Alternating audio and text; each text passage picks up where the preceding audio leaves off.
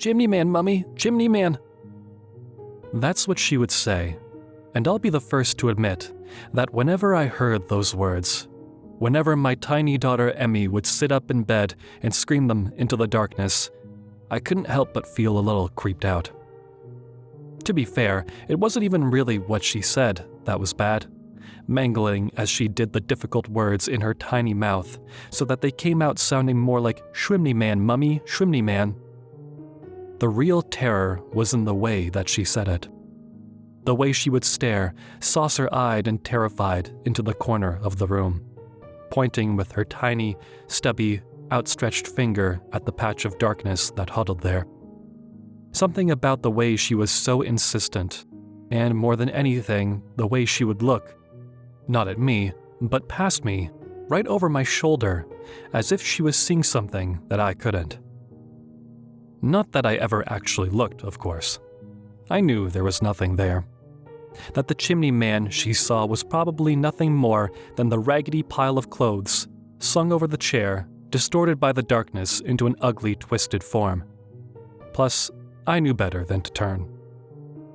I had been told, very early on, by my sisters, and even my own mother, that to turn around and to look for the chimney man would be an unforgivable sin. When a child screams about monsters in the dark, they said, when they bawl about the long-clawed boogeyman hiding in the closet, or the needled-fanged things that slither beneath their beds, the worst thing, the very worst thing that a parent can do, is admit, even for a second, that the child might be right. To turn and look, to acknowledge or accept for even a second that there might be something there, waiting in the dark, is the worst possible move. Because it confirms the child's suspicions, solidifies their fears. I was told that almost from the start.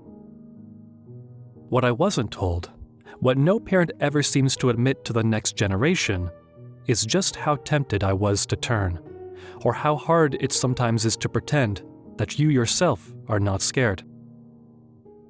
Other parents never tell you, perhaps because they're embarrassed, just how unnerving it is the first time that your child doubts your own words. When you tell them that there's nothing there, and they clearly don't believe you. They never mention how many times, when you tell your daughter that monsters don't exist and that there's no such thing as the chimney man, you will be halfway to doubting yourself, feeling all the while the cold, electric crackle of fear across your nape, as your mind, always ready with an image, begins to paint a picture.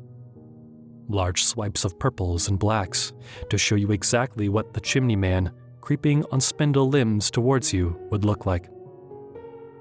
They don't tell you that sometimes, a lot of the time, it's hard not to turn around, just to check. Hard not to believe that maybe, just maybe, children might be right to be scared of the dark. Emmy first started talking about the chimney man about a week after we moved in. In her old house, she had been a great little sleeper, often drifting off long before the bedtime story was over. Since the move, however, her sleep had been disturbed, and every night I would be called from downstairs or woken in the early hours by her keening, high-pitched wails, screaming about the chimney man who was creeping across the floor to eat her. My husband Lyle was little help. He suggested that perhaps the problem was the chimney itself, a sturdy, stone-built thing that ran the length of the far wall, stretching above a small black hollow where, in the past, fires would have been lit in this old 17th century cottage. Maybe, he suggested, it's something to do with the space at the bottom, the little black square where the fire should have been. Or maybe it was the sounds, the echoes of the birds or the wind tumbling down the chimney, distorting into curious shapes in the night. When I pointed out that we never heard any sounds coming from the chimney and that the small black recess didn't really explain the invention of a fully formed character, Lyle would simply shrug. He'd made his guess at diagnosing the problem, and that was the end of it. Actually dealing with the issue would, as usual, be my job. The first mention was about a week after we moved in. I remember telling my mother about it on the phone and wondering aloud where she could have possibly picked up such a phrase. My mum suggested that perhaps I use the term chimney man when referring to the sweepers we hired to clear the thing out before we moved in. She probably heard you use the phrase on the phone to someone and just planted a seed in her little mind, bless her. When she actually saw the chimney in her room and that ugly hole beneath it, she probably put 2 and 2 together and came up with the boogeyman. A lot of kids go through this kind of thing. You needn't worry, she'll grow out of it. At first, I felt reassured, but as the days went on and Emmy continued to scream, insisting no matter what I said that there was something in her room, that the chimney man was going to get her, I did start to wonder. As often it seems to be the case when he tries to help, Lyle's interventions only seem to make matters worse. Over breakfast one morning, I heard him half-heartedly questioning Emmy about the chimney man and needing her for details, something which I thought was counterproductive as it gave her an excuse to build a story. It also meant that I had to hear it. "What makes you think the chimney man wants to hurt you?" Lyle asked, going completely against our agreed policy of not acknowledging this fantasy. Emmy didn't stop to think, but answered immediately and emphatically. "Because he told me. He creeps down the chimney every night and pops his head out and then he whispers. He says one day he's going to take me away, up the chimney, that he's going to gobble my bones. He keeps saying he's going to suck marshmallow." At this point, I decided to step in and reaffirm the fact that this was just make-believe and pretend, whilst throwing Lyle my best "you're in for it later, mister" face. "Well, eating marshmallows doesn't sound that bad. They're quite yummy. Nom nom nom," I giggled, tickling her and trying to lighten the mood. "No, Mummy, not mash me wows," she corrected earnestly. "Mallow, suck mallow," she said, suddenly distracted by the arrival of her cereal on the table. "Marrow?" Lyle corrected and echoed. "Suck the marrow?" With a mouthful of Cocoa Puffs, Emmy nodded furiously, as something about the sight of the slightly browned milk dripping from her chin made my stomach turn. Later, as I chastised him for entertaining this nonsense, Lyle continued to protest. He wants to suck the marrow? Suck the marrow from her bones? Where the hell does she come up with something like that? It's bloody awful. Refusing to indulge the discussion further, I shouted furiously at him to just stop going on about it, because he was clearly making matters worse. The discussion became somewhat heated, and Lyle stormed off to work without his usual goodbye kiss and backward call of "I love you." That night, he was late returning home. By the time he did stumble in, Emmy had been in bed for hours, and he had the distinct stench of alcohol around him. He also looked pale as a sheet. Naturally, at first I was mad.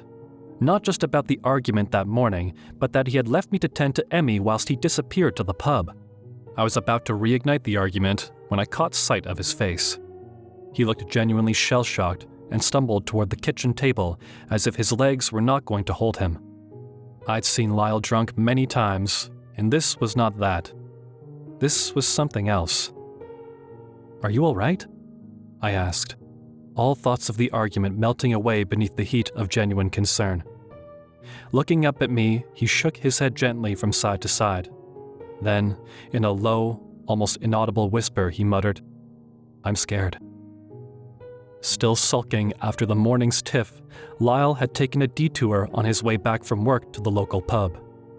Having only moved into the house, and indeed the area a few weeks earlier, this was his first visit to the place, and the locals were more than a little curious about the man who had moved into what they called the Edgley place. After a few drinks, the men at the bar had begun discussing their own memories of the house, with one suggesting that perhaps Lyle should give the museum a ring and see about getting that bottle back. When Lyle had looked at him quizzically and asked him to clarify what he meant, the old man had looked at his companions for a moment, hesitated, and then explained. "The witch bottle. It's up at the museum now, but it was definitely taken from your house. Might be a thought to put it back where it was, if you're actually moving in." Still confused, Lyle pressed the old man for something like an explanation. "Witch bottles, you know. They're like little bottles that folks used to use as charms. They've got iron nails and hair and piss and stuff in them. The idea was that the spirit of a witch couldn't come into your house if you had one, because her soul would get caught in the nails and trapped. People used to use them in the walls of old houses to keep the boogies and the ghosts and whatnot away. In the roofs mostly, or in the chimneys. Well, they found one up at Egley Place. In the walls or somewhere, 300 years old it was. They took it up to the museum, like I said. But if you're the superstitious type, you might want to ask them if you can have it back. Lyle, somewhat perturbed by what he had heard, made a note to check out these witch bottles on Google when he got home, and was actually preparing to leave when, with only the most casual of mentions, the old man happened to add, "Of course, it's not the witches you need to worry about round here. It's their familiars. Them imps and dwarves they used to keep beside them all the time. Like miniature people they were, but they weren't people. Not at all. They was dark things. They were the worst. Used to crawl down people's chimneys and make off with their children. Drag up the chimney and eat them, or so they say." When Lyle told me this, part of me hoped it was a joke, that this whole act was part of some prank to pay me back for being harsh earlier in the day, but one look at his face showed me that it wasn't. Producing his phone from his pocket, he showed me photos of witch bottles he'd found on Google, and then, on another tab, an old wooden-cut image that for as long as I live, I will never forget. The photograph was of a 17th century woodcut, all deep black lines and smudges. It showed a grotesque, hobbling thing with a head, like an almost perfect sphere. Its smile, too wide to fit on its face, was stuffed with pointed, murderous teeth, whilst the hair stood on end, jutting out with wiry bristles like the hairs on a bluebottle or horsefly, thick and black. In the image, this thing was dragging a helpless child by the ankle, back toward the hollow place where the fire had been extinguished. The title at the top of the piece said the name of the artist alongside the words, "The Chimney Man." Placing the phone down, I made my way up the stairs and slowly and quietly ascended. At the top of the landing, I paused for a moment, listening. Inside, I could hear the shallow breath of Emmy as she slept. Beyond that, all was quiet. Gingerly, placing my steps carefully so as to avoid the creaky floorboards, I gently pushed the door of her room open, and without switching on the light, I crept quietly inside. Emmy was sleeping soundly, and for a moment, I considered simply leaving her to doze whilst I returned to my quarrel with Lyle. As I pulled the blanket across her, however, I felt, just for a moment, the faint suggestion of movement behind me.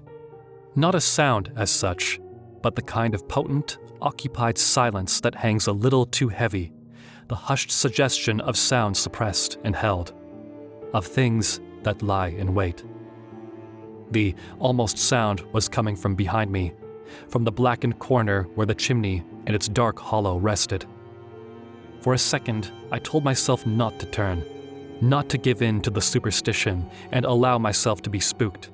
But looking down at Emmy sleeping soundly, I reasoned that this would be a turn she wouldn't see, and therefore one that would not affect her. So, with my breath long, slow and shallow, I turned towards the space at the bottom of the chimney. What I saw was a head. Upside down and hanging there, popping out from the bottom of the chimney, eyes that were not eyes, but hollows staring back at me, inverted as a smile, from which teeth seemed to jump and spill, spreading across its face. Screaming, I clutched up Emmy, and in a moment thundered down the stairs. Within 3 minutes, the three of us were standing outside the house watching as thick black smoke rose from the chimney, in a place where no fire had burned. A week later, we moved out. The movers took our stuff in daylight, and yet, I still could not step foot in that house again. When the locals heard about our story, they were sympathetic, but not surprised. A month after we relocated, I received an anonymous letter in the post. Inside the envelope was a newspaper clipping detailing how an occult artifact that had been housed at a local museum was missing, presumed stolen. The item in question was referred to as a witch bottle. The note that came with the clipping was short and bore no name or signature. It read simply, "Please rest easy. It's back where it belongs." I hope beyond hope that that's true.